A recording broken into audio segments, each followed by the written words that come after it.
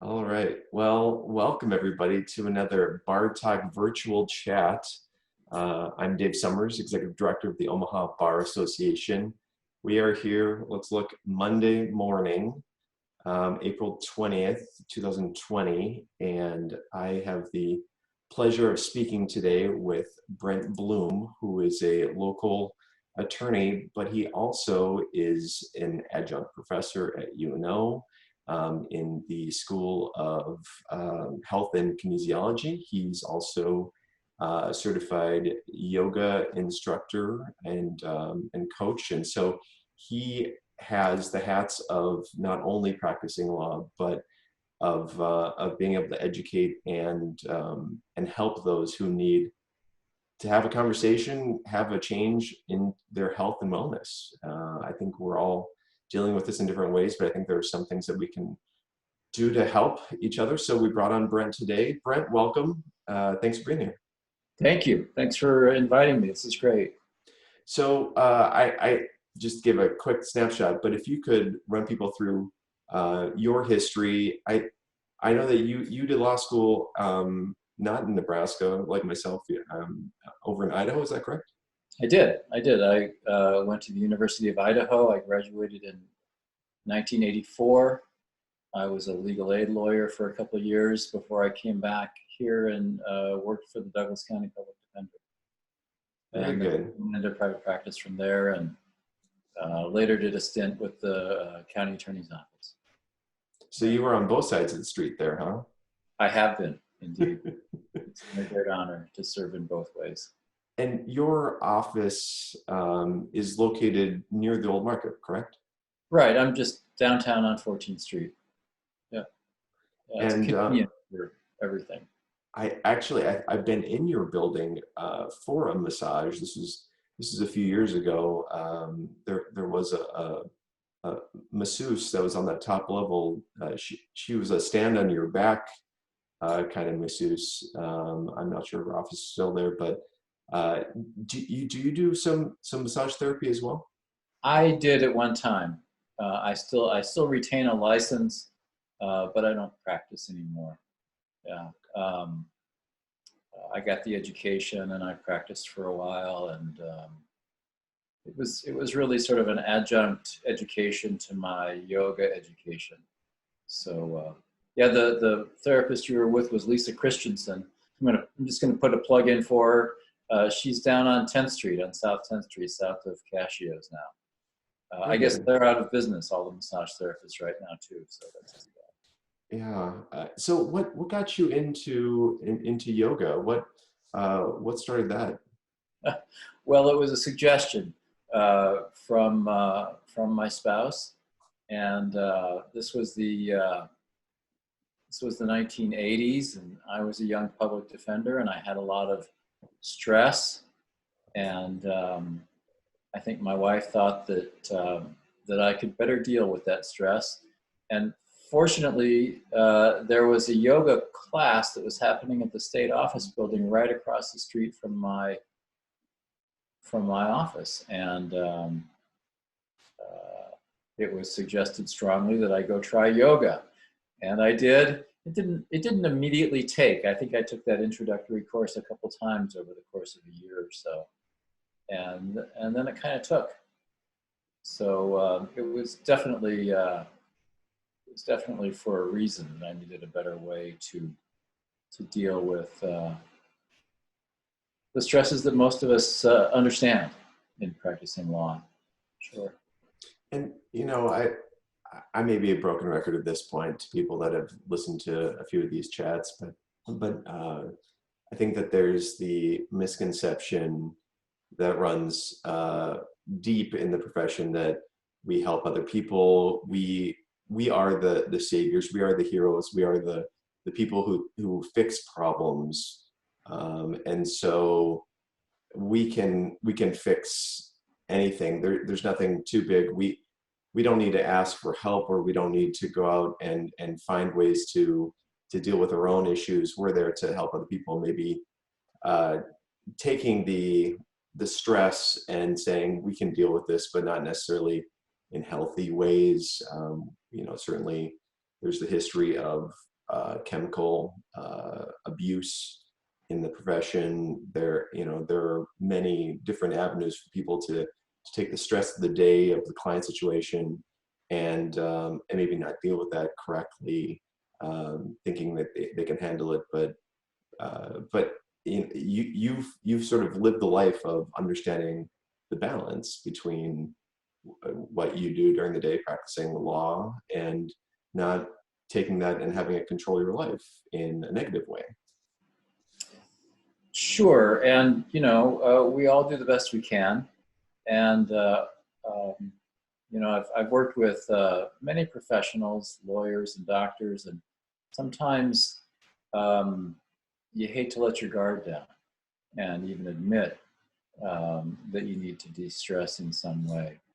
But certainly over the years, I've found lawyers, and we all know of the stories of people who have kind of gone off the rails, but I know lawyers and judges that swim every day or run or go to the gym. I guess you can't really go to the gym much right now. Bicycle, ride horses, hike in the woods. And certainly over time, I've seen that spectrum of coping mechanisms expand. And perhaps my view was somewhat constrained when I first arrived at the Douglas County Courthouse in 1986. But it seemed like there wasn't as much of that going on at that time. And I've had lawyers and judges and court reporters in my yoga classes too. And it's been great to be able to teach them and connect. And be able to direct them in a way that resonates, since I kind of understand a little bit about the pressures of practice. So, so yeah, I think there's things that you can build into your day and into your week that can be very helpful. And there's a lot going on in that wellness community right now. With regard to what people can do given these highly unusual and unprecedented and uncertain times. One thing that I enjoy about yoga practice as an idea for coping or for dealing with the stresses is that it's sort of a combination of a physical and mental exercise, right? And it's not just the physical stretching and strength building and things like that, but there's also a mental relaxation and focusing to it, correct? There is. And I think the part of yoga that really distinguishes it from perhaps other forms of exercise and also makes it very accessible for even small, really tiny amounts of time is the use of breath. And I'm going to geek out on breath just for a second, if you don't mind. So the breath is how you breathe is the modulator, or can be the modulator of your emotional and mental and psychological state. And you may have seen people who are in a panic state, and you notice how they breathe very rapidly. And when people have a panic attack, there's that prescription, that old prescription of breathe into a paper bag. Or maybe you've seen people who are depressed and they seem to be all exhale. I call it the Eeyore reaction for those of Winnie the Pooh fans. So what we teach a lot in yoga class is just being able to sit up tall and make enough room in your lungs to breathe in really well. And it makes sense if you think about it. The breath is the nourishment that you need on a moment-to-moment basis. You can go without eating for a while. You can go without drinking water for a while. But if you go without breathing for even a short period of time, there are going to be dramatic consequences. There's even lore in the yoga tradition that each disease process has its distinctive breath pattern. So one thing that I teach, people say, oh, I don't have time to do yoga, or I'm not flexible enough to do yoga, which, I can debate about those things for a while. Yeah, absolutely. There's an old Zen saying that says that if you don't have time to do 10 minutes of meditation, you should definitely go do 20 minutes of meditation. But what we've been teaching the last couple of years, this has been to doctors and to some other professionals, even before the COVID thing, is how to take a moment in your day, particularly at times when you have to change up. So with doctors, what we had taught was hand washing. So doctors in clinical practice have to wash their hands between patients, or should anyway. I think they all do. So what we've taught is a variation on what some of the literature calls a stop practice. And in a stop practice, you just basically sort of stop what you're doing and recognize that whatever happened in the past is in the past. Whatever's in the future is in the future. That's unknowable. What's past is done. Take a second and observe what's going on with you. Take a breath or two, a few deep breaths. Rather than saying happy birthday twice, you can take 4 or 6 or 8 big deep breaths while you wash your hands. Notice what's going on with you. Sometimes there's great information lying just below the surface about your mental or emotional state.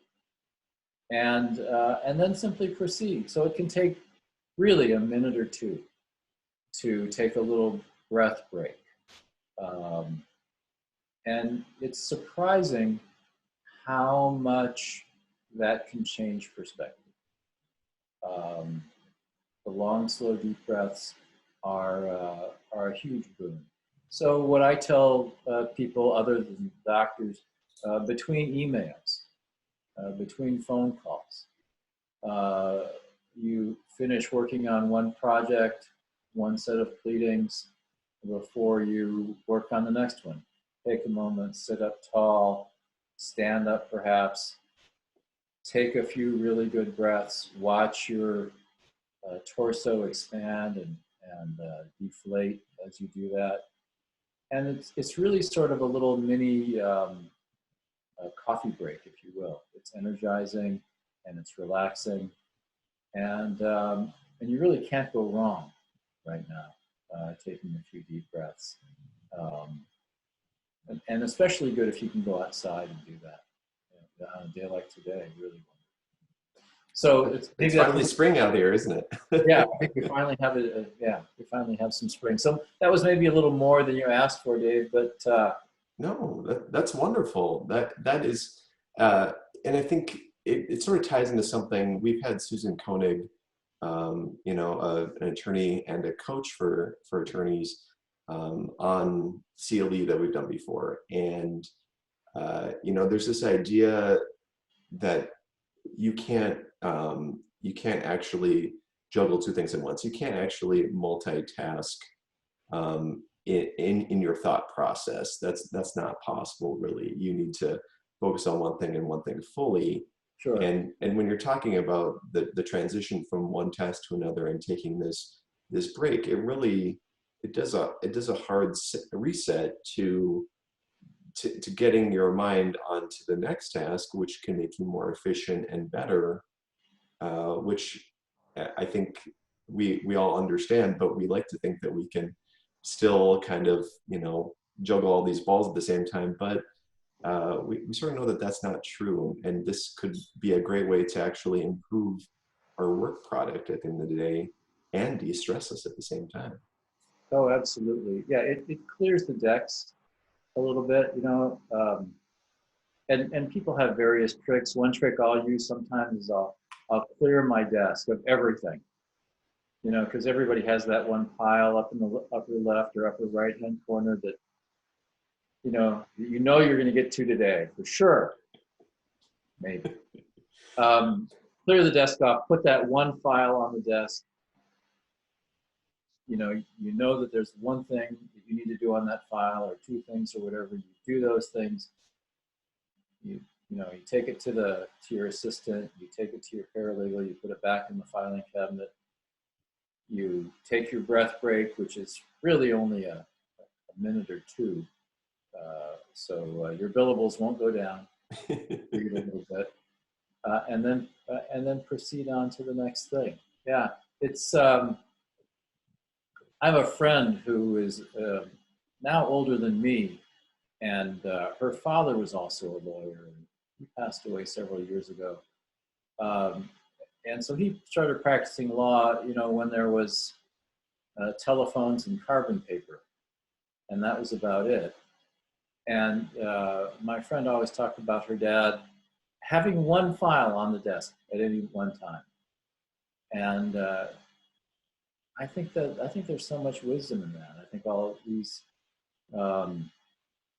various things that tug at us. There's so many ways that we communicate with other lawyers, with the court system, with clients, and it can all become, if not overwhelming, certainly whelming.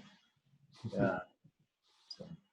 Absolutely, and another Susan tie-in here would be, when you get your computer and you set up Outlook, it automatically does the notification of an email coming in, and she says, first of all, if you can avoid opening your email, more than twice a day, that's great.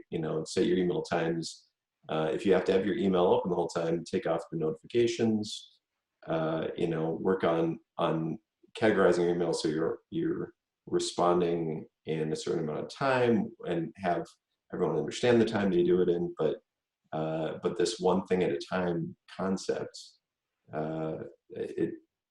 it seems simple, but we just don't. We get overwhelmed by the ability to do point one here and point two there and point three here, because we feel like that's what's needed, and that's what people are expecting of us. But that's not always the case. If we can instead, do a better job once every other day, or once every week, instead of every day, the point two. So one thing that I when I'm talking to you here, I'm also thinking about a bunch of other attorneys, a couple judges who are trained in yoga. It seems to be pretty prolific.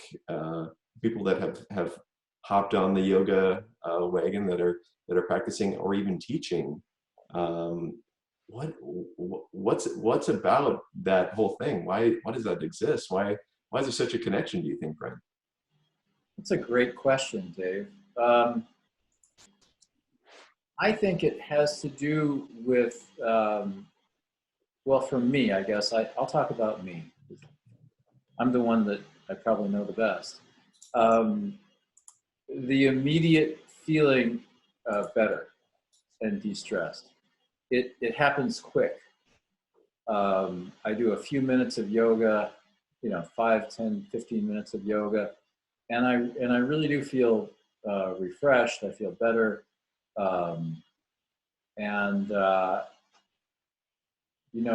it's probably a pretty good adaptation for me to be able to do that. And you don't really need much. You need some floor space, essentially, to do some yoga. And it's nice if the floor is relatively clean, and that maybe your ringer is shut off on your phone. But it is something that you can slip into your day, your morning, your evening.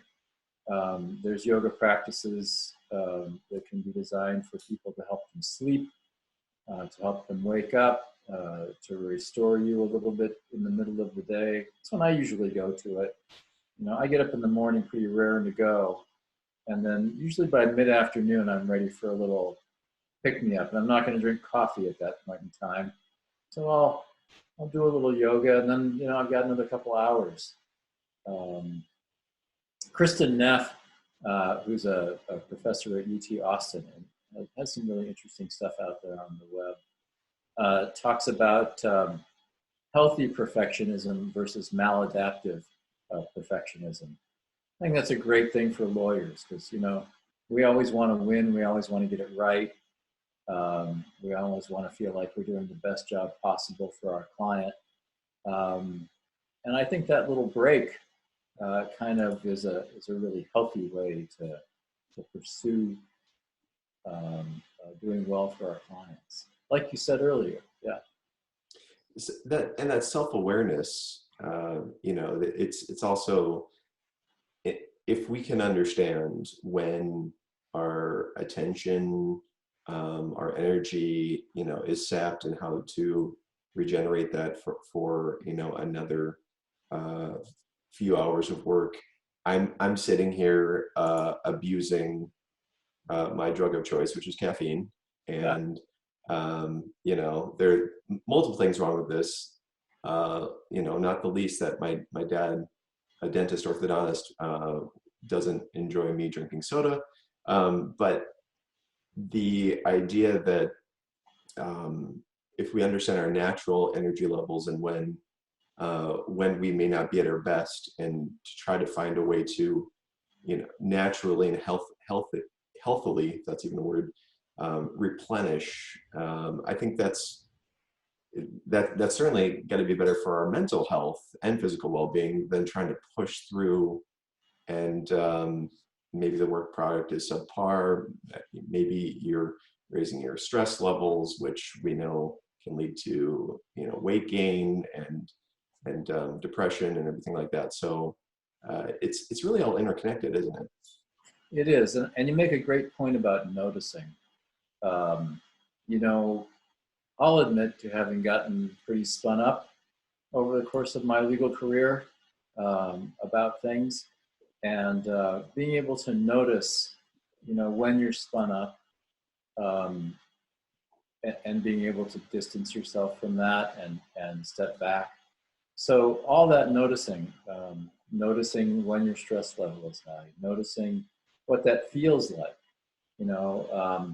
We tend to spend a lot of time up here, we lawyers, but we've got a whole rest of ourself that gives us a whole bunch of feedback about what's going on. A tightness in your chest, or that feeling in your belly, that that some of us will just try to suppress, put aside. We don't want to feel vulnerable. But that's great information.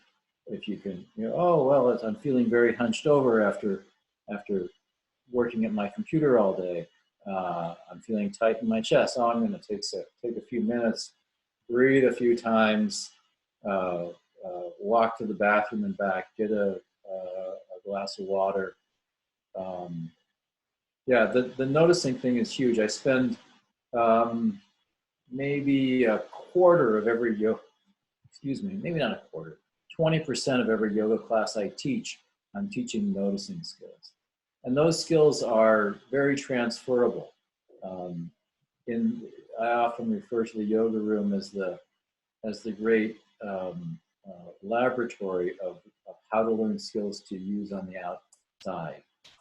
So if you can breathe through a difficult yoga pose and learn that skill of breathing through a difficult situation, it can serve you well, whether you're meeting with a client, working with another lawyer with whom perhaps you're in disagreement, you're in trial, or perhaps you're at home and you've forgotten to leave your cross-examination skills at the office or something. Well, and you mentioned competitiveness of us as a profession. I'm going to throw down the gauntlet right now. I think we can be more self-aware, better practitioners, the best professional group out there, if we start to take on some of these ideas of the yoga principles and health and well-being being first and foremost in our minds for our own benefit, but for our clients and everything like that. So competitive lawyers out there, I bet you can do this better than the doctors and the other professionals out there. There's your competitive drive right there. So throw that out there. Yeah, it's outside right now, those back.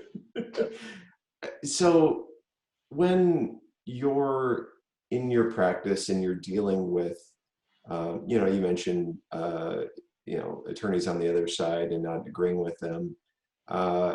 Can you just walk us through how some of these principles kind of interact with, you know, with your law practice? Well, another great springboard for me. Thanks for throwing up the softball there, Dave. So here's an interesting thing about doing yoga, or even doing this little breathing practice while you wash your hands or between clients or tasks. The neurologists tell us that, that the neurons in your brain, when you fire them together in a certain way, that's how they will wire themselves together for future action. So, as it used to be said in rock and roll, you know, your vices quickly become your habits, and then your habits become your character. Maybe that wasn't just rock and roll. Maybe there was somebody else who said that. So as you learn to de-stress, whether you're doing a small yoga practice or whether you're doing a little bit of breathing a few times during the day, your brain learns this and your body learns this.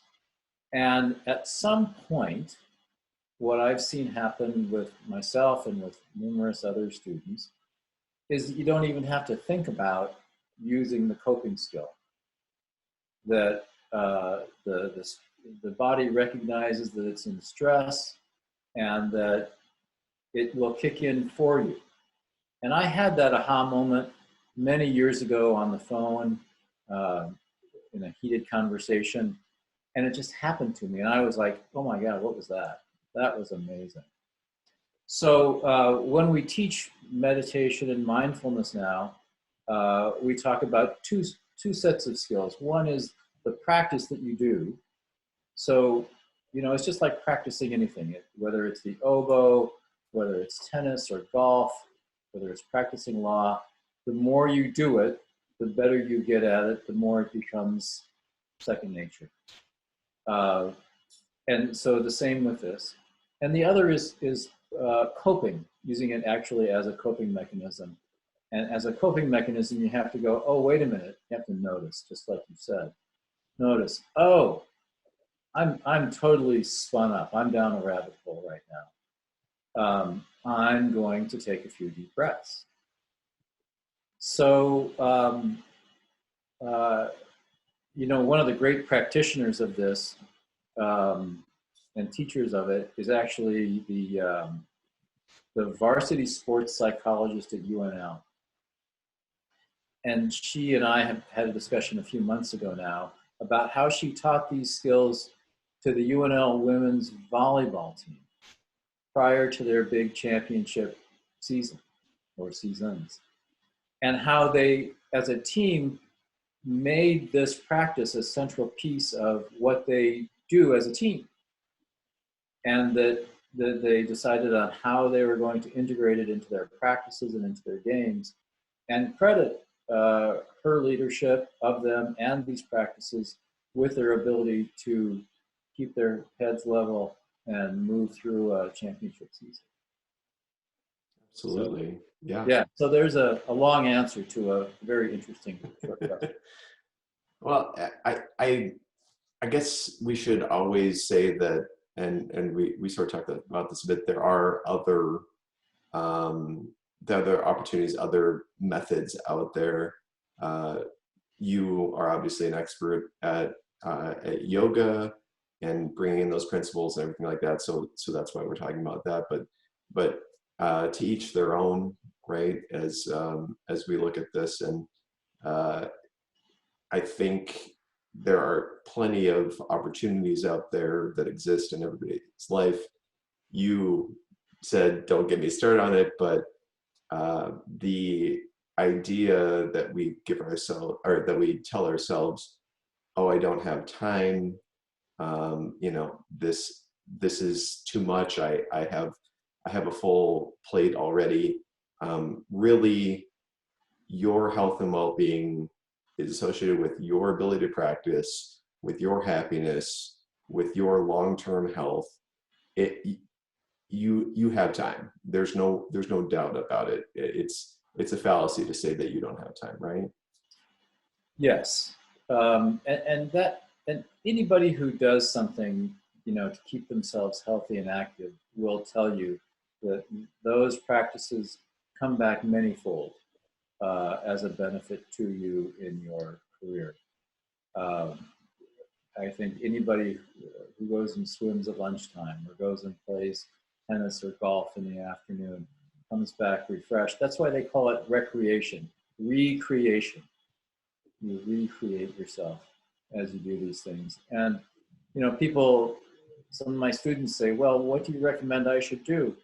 And I say, whatever gets you up out of the chair. If it's not yoga, it doesn't matter. If it's a brisk walk in the morning, if it's whatever you need to do for yourself, nobody's going to do it for you. That's something you cannot delegate. Whether it's a massage, whether it's a game that you participate in with others, whether it's something solitary that you can do by yourself, all of anything will do almost. For me, yoga works great, and I don't mean to proselytize, but I might be a zealous advocate for it. That's true. Absolutely. Well, you're not alone in the profession. So I thought that'd be great to sit down and have some easy but important conversation this morning about it. I've run out of my questions here, but Brent, is there anything else that you wanted to add that we didn't touch on yet?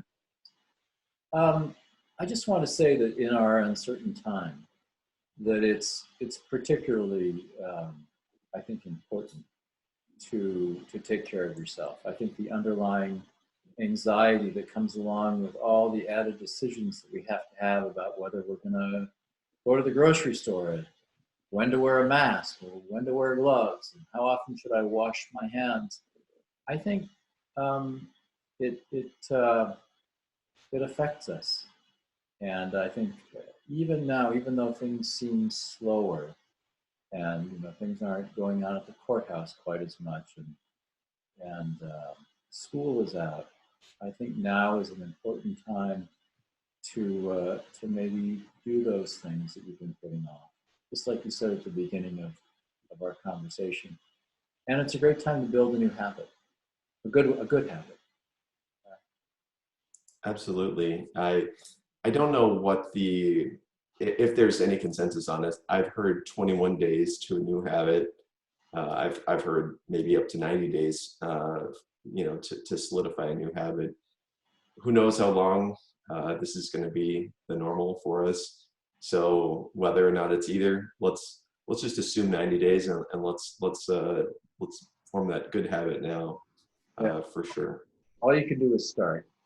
Absolutely. One day at a time.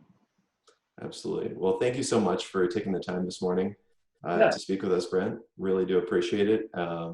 And we'll post some information for people that, as they're looking through this, we'll post some information on local studios. I know that you when yoga's allowed, maybe is it allowed if it's under 10 people in the room? I'm not even sure. I don't know of any studios open, but most of the studios have Zoom classes or recorded classes on Patreon, for example, is another web service that people have been using. And there's a ton of stuff out there for free right now that people have really stepped up and said, we're just going to offer this. If you want to send us a donation, send us a donation. So there's all sorts of yoga and whatever sort of exercise you could possibly do over the internet that's out there. Yeah. Absolutely. Yeah, we'll link to that. Thank you so much. You have a great week, and we'll see you soon, hopefully. Yeah. Thank you so much for the opportunity, Dave. It was a great conversation with you. Goodbye. Bye-bye.